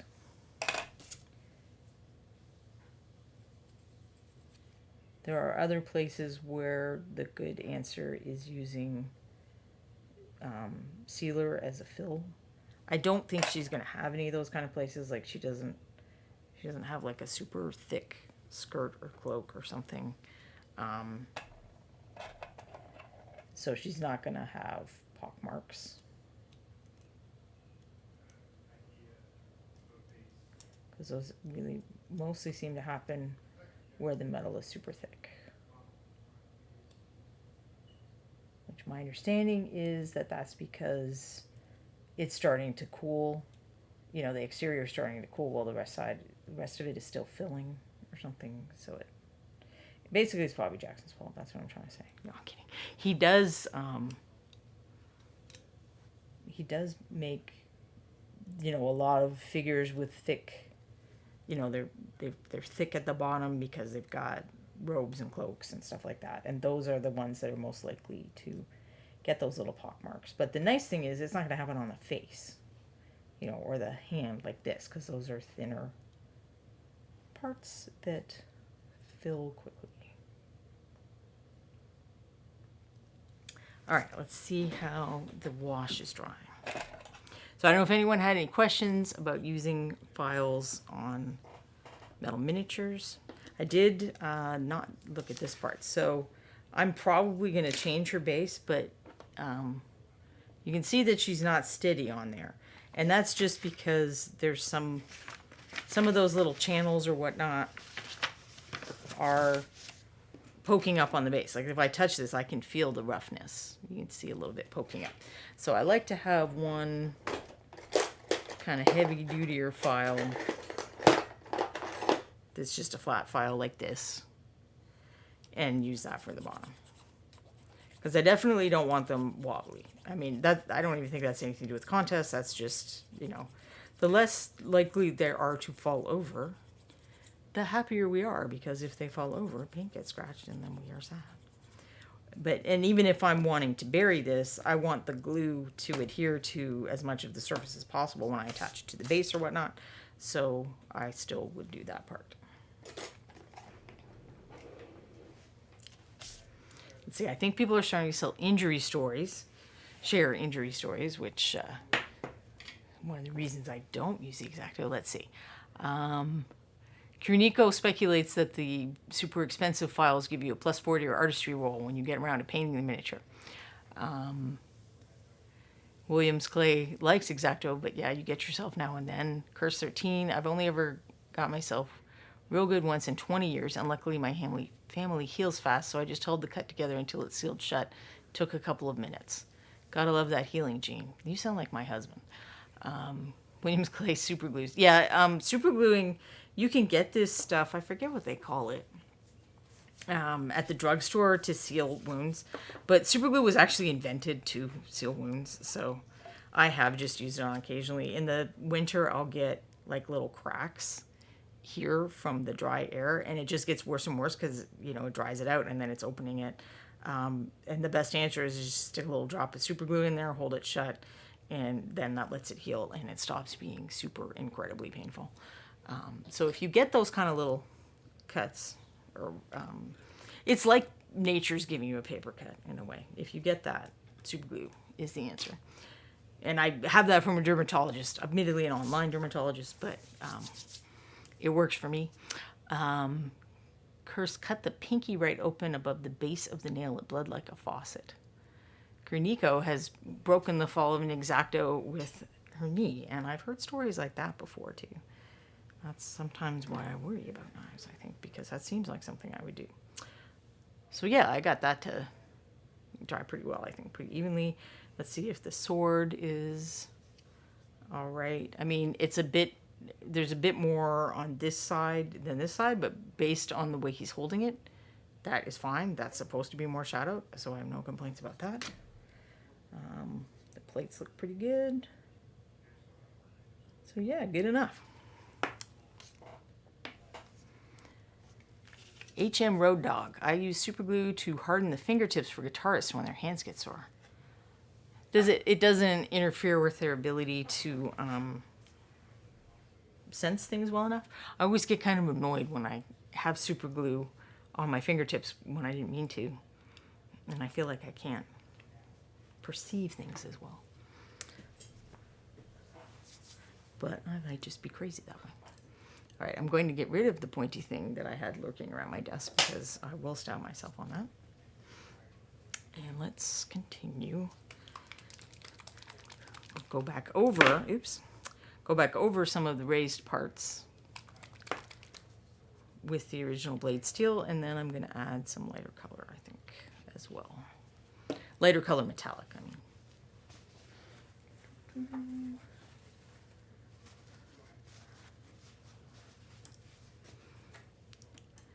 And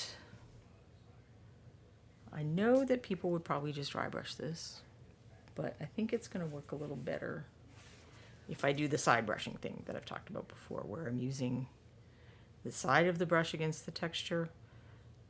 I think that will help me keep from getting stuff into the crevices where I don't really want it. So I'm not going for like a dry brush. I don't want excess paint on here the way I did when I was just doing the, you know, the base coat of the metal. And I can even sort of flatten this out a little. You see, if you press it against the paper towel. So if I had a round brush and I wanted to improve the point or have it be rounder, I would be using like a circular motion when I was getting excess paint off. But I might also want to make it into more of like a little spatula shape where it's flat like this for doing what I'm talking about here. So I want to make sure I have the flat side up against the stuff, the texture. So I'm trying to minimize getting stuff into the crevices as much as I can.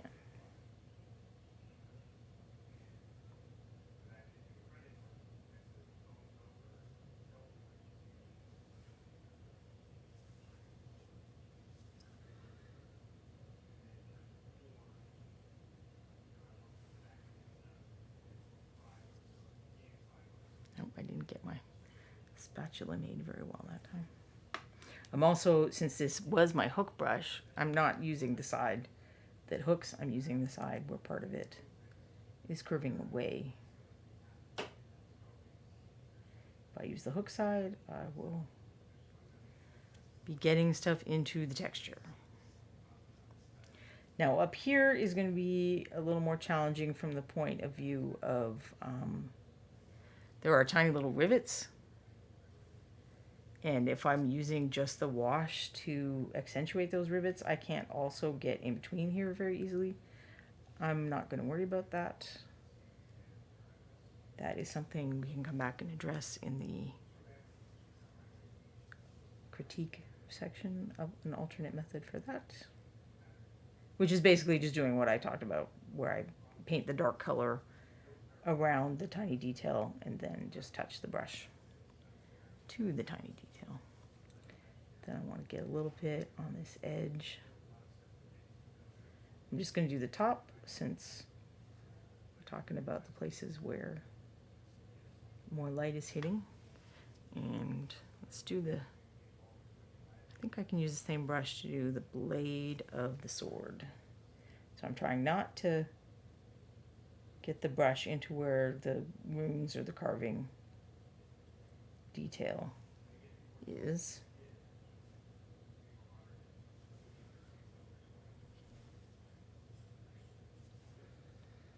And same thing on this side. Am I holding it in frame?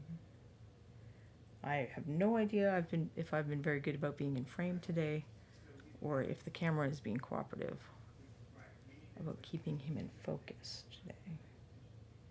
So let me know if either of those things have been a problem, and I will try to keep better track. I think I have too much paint on my brush.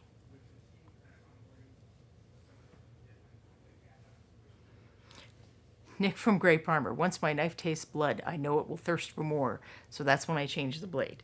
Now, when we're speaking about contest miniatures, there is a superstition in the miniature painting world that if you have cut yourself while working on a figure, you have made a sacrifice to the paint gods, and you're more likely to be successful in completing that figure to the standard you are hoping to achieve. I don't know if I've tested that one enough thoroughly myself. And then, of course, you try to remove the cat hair from your sword. Kuniko, I once had a bottle of super glue split and found out that it is really good at sticking jeans to your leg. Ouch. Yeah, and if you get a lot, it'll heat up, so it'll burn you as well as stick you. Cursed, I work on so many minis that I have to change blades as a matter of function, otherwise they start to break. I do find that's one of the things about using a blade on bones. I have to change an X-Acto after about 2 bones. So I prefer to use a scalpel blade, and it seems to last longer. Oh, Green Users confirms that the sacrifice works on sculpting too. So when it's your most awesome sculpts, we know that you lost a little blood in the process.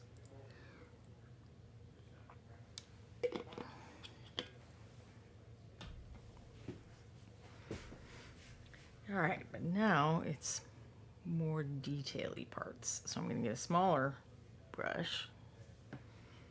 I might still do the spatula thing where it applies. which I think, I'll just get a little bit in between each of these sawtooth type things. And I'm going to go to the side. So if I go parallel, I'm more likely to push down and get paint where the wash has made that nice definition. So if I go this way, it improves my chances of only hitting the top of the texture.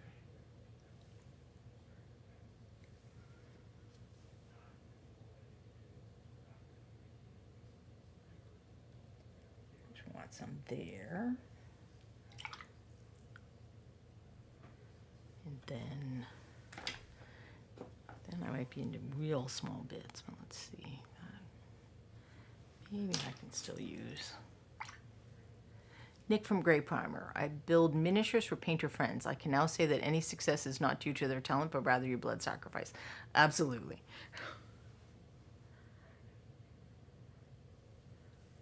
And that is very nice of you. I wish I had a friend who built miniatures for me, because I am quite bad at it.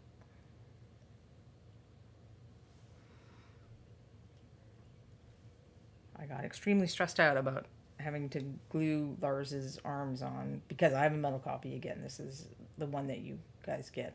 Either it will be easier to glue because of the difference in the mold making process, or it will already be glued for you. But then I remembered the trick of using putty to make a more precise join area. And it worked fine. It'd be good if I had remembered that trick before I painted everything. But luckily it all worked out.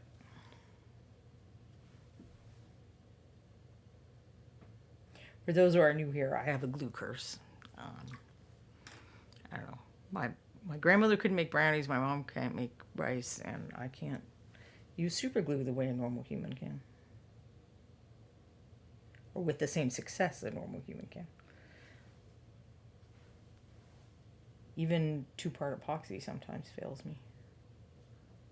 In this case, I discovered that my two-part epoxy was too old, so it wasn't an option.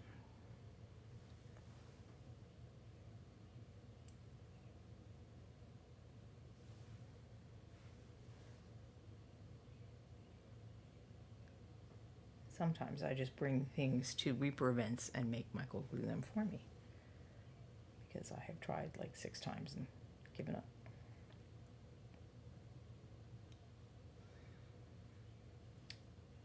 And I think that's all.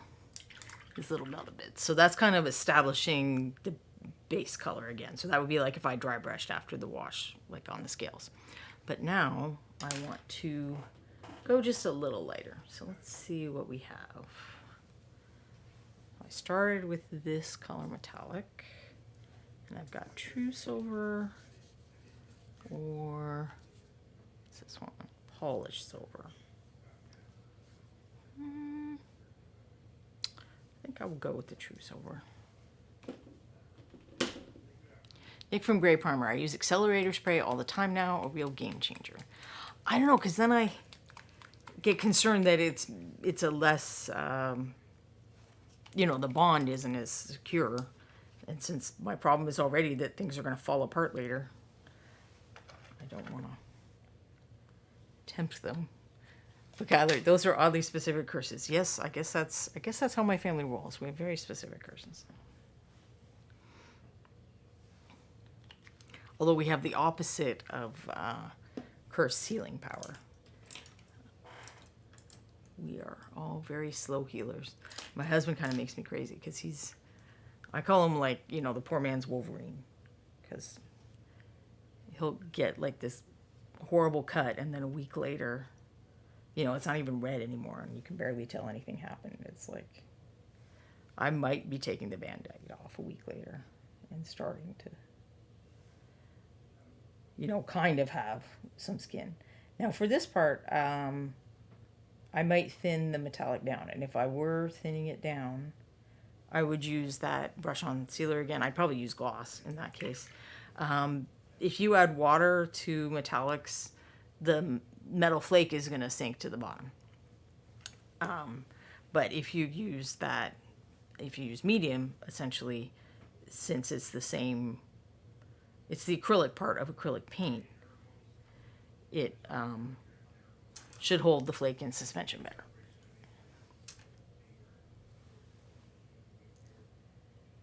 But I will not bother with that for now. Just kind of add some highlights to here. Because they're highlights, I'm trying to use a little more judgment. I'm not going to put them on the underside of the shield, because if you think the sun is coming from here, it's not, the shield's curving down, it's not going to get there. Where it might get is right here on this edge. So I will bump up this edge a little. And then conversely, this edge. Like, that's the kind of place that the sun will be reflecting off and giving you those hot spots, shininess on metal. So this part, I'm basically using the same concepts that I would use in painting non-metallic metal, thinking about where the light would be more likely to be, or where I want to cheat a little and make it reflect a little more for the purposes of composition or whatever.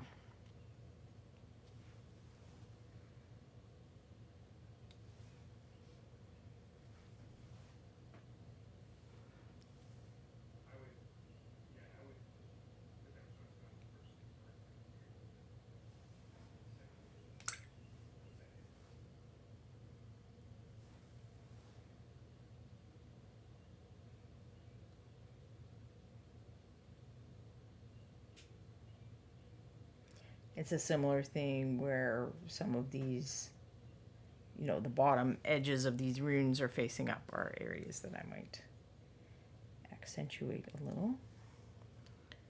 And pick some other spots here where the blade is facing up to just add a little more shine.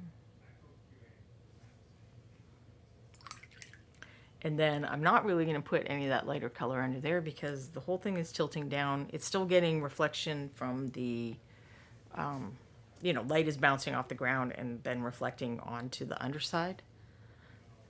Bounce light, if you're familiar with that. But that is always not nearly as light in value as primary reflections. So I already kind of did that when I did let's put the base silver or base steel color back on.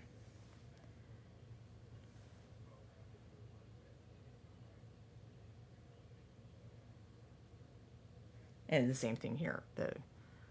I'm putting it more on the side that's going up and not on the side that's facing down. If that makes sense. And, we'll give this edge just a little too. And I think, wait. It's good for buckles and tiny parts too, if you can manage it. So I'll just do a little bit on the top of those. So I think that is mainly what he needs done for his metallics. And I was bad and I didn't move my waters around, so I have little metal flakes in there, but hopefully that won't become a thing. Let's see. What would I work on next for him? I mean, he's almost done, really. He needs eyeballs. I need to figure out where his eyeballs are. Why am I having trouble seeing where his eyeballs are?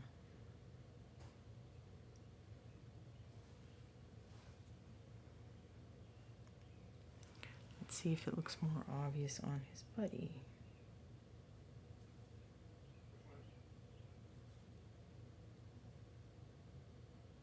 I'll call that an eyeball. Nick from Grey Primer says the metals are creating a nice contrast with the skin. Thank you. I think what I'm going to do on this guy will get an even cooler effect, because I want to work with, when I talk about for the people who came in the middle, I'm working on 2 of these. I've stopped working on this one because I want to approach the metallics and the leather maybe a little bit differently. My goal is that I'm painting this in kind of a way that people often would. So we're heading up to ReaperCon. We have a contest there called the MSP Open, and people go to a lot of other contests this time of year. It's kind of contest season. Gen Con, Nova Open. I think we already had KublaCon.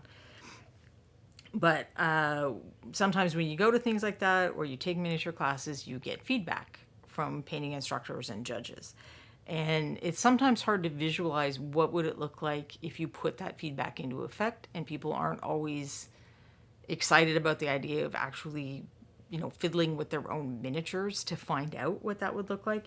So I've done in the past where I've taken a couple of figures that I painted for a D&D game, and I kind of, said, okay, here's the critique I would give this if this were entered in the MSP Open. And then I paint and try to address some of those issues. So I'm doing something, I did that last year with a couple figures, and since we're back this year to contest season, I want to do something like that with these figures. So I'm starting them out kind of similar, and then I will be editing this one, updating him. So I'm getting this guy finished, then I'll do the critique, which probably won't be today. Nope, it won't be today because we're almost done. And then I'll put, I'll try to put what I said into effect on this one, and we'll be able to compare side to side. So the figures that I've done this on previously, there's just one figure, so I have before and after pictures. But this will be nice because we'll actually be able to look at these side by side, and then I'll bring them to ReaperCon. So if people want to, look at them in person to get an idea, they will be able to do that as well. So I want to approach the painting of the details a little differently on this one, and talk a bit about complementary colors in that process, and how those can add a little oomph to things. But I'm just about done with this guy. I will try to figure out the eye thing on my own layer when I can see better. It always seems like I feel like I can't see as well on stream, but I will do one little finishing detail that does make such a big difference sometimes when you're painting miniature, which is, he's got this super messy base edge. And if we clean that up, that's like the frame of your picture. It will make him look much more finished. So I'm just going to use black. I have in the past, I don't do it as much anymore. I used to kind of customize my base rims to the figure. So if I'd used a lot of purple, I might use a dark purple on the base rim. Or for this guy, I would have used that walnut brown that, that's the color that's painted on the shield, and the foundation color of the belly scales. But I kind of got out of the habit of doing it, partly because the base rim is most likely to get scratched, even on a contest miniature, because you're wrapping them up or putting them in your carrier or however you're transporting them, and scratches happen. And if they're all black, then it's much easier to repair. But part of me still wants to do the color thing sometimes, just because I think it was kind of cool.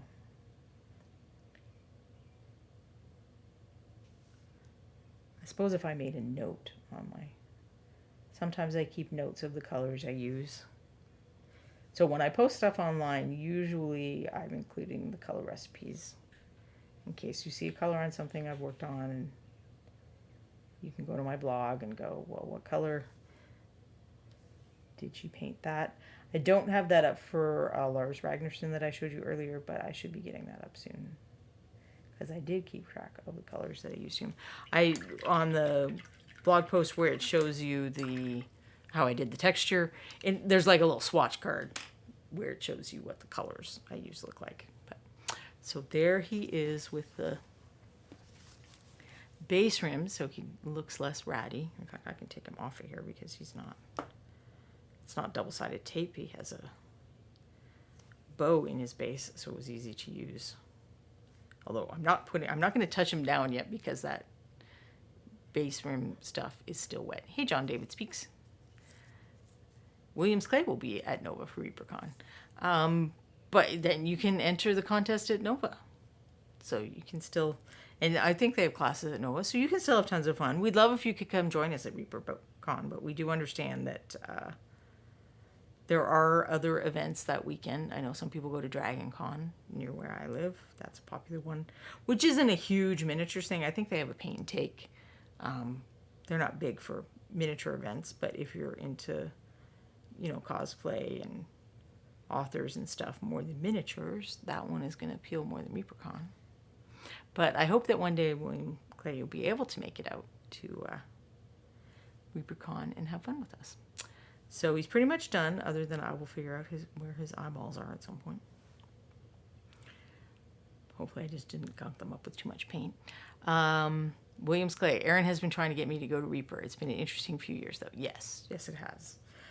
If you like miniatures, you owe it to yourself to come to ReaperCon at least once. Like, it's just, I don't know, there's just an atmosphere there where almost everyone who's there is super into miniatures. Like, I'll walk around with this where I wouldn't do that at most cons because people would think I was crazy. And it's like a real family atmosphere. And there's other activities now too, because so my husband goes and he doesn't care about miniatures at all, partly because he's literally legally blind, so they're really hard for him to paint. But he does a board game thing, and there's role playing. So there's stuff if you had a friend or a family member that typically comes with you to a con that has other events. There are things to entertain them with at ReaperCon. But anyway, I guess I should finish up. If you are new here, there are other shows that you might enjoy on the Reaper channel. Let me get my cheat sheet. So every Monday through Friday, Ann Forster, who's the woman who created the MSP paint line, all these paints that I've been using, and she mixed most of the colors. She paints starting at 11:30 a.m. Texas time, which is Central. So all the times I'm going to list are like Texas time. My show's on Monday, starting at 2 p.m. Tuesday, not every Tuesday because both Michael Proctor and Jason Wiebe. So we've got one painter and one sculptor on that one, and they often interview industry people, and it's really interesting. And Michael paints at the same time, and that's at 5 p.m. Nick might someday make the trip from Ireland to ReaperCon. Well, you and Kiriniko are so far away, but hopefully you'll be able to make it and see us one day. On Wednesday, we have Miniatures Den at 1 p.m., which is with the Italian painter Luca. And that is, the European painters have a slightly different approach than a lot of us North Americans, so that's interesting to watch. Thursday is the Crafty Creative with Josh Foreman at 2 p.m., and he does all kinds of stuff, maquettes and painting and sculpting, and just creative and crafty are the correct terms. Reaper Live is at 6 p.m. If you've watched a Reaper show, it's probably that one because you can win free stuff on that one. Friday is Reaperland at 3 p.m., which is like a community show with John and Dave. And every other Friday, including this week, is Reaper Errant, which is a role-playing game that myself and some of the other Reaper sculptors and painters play in, and it's hosted by Frank from Nightheart Gaming, and he has so you're not just watching us play, like we're just little windows like how I am here. And then there are these gorgeous table setups with terrain and all the NPCs and monsters and stuff are painted. It's super cool. He'll give us like weather effects sometimes and there's music. It's really neat. So come out to that this Friday if you haven't before. And I'll see you next week. And we might be at the point where I can critique him and then do how I would do it differently on his brother. So thank you all for coming. I'm sure Quindy's going to have a raid for us. And I'll see you next week. So, I'll give Quindy a minute to find a raid.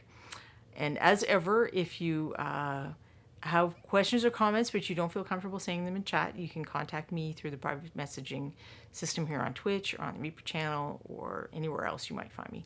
So thanks for coming, everyone. I'll let you head out to the read.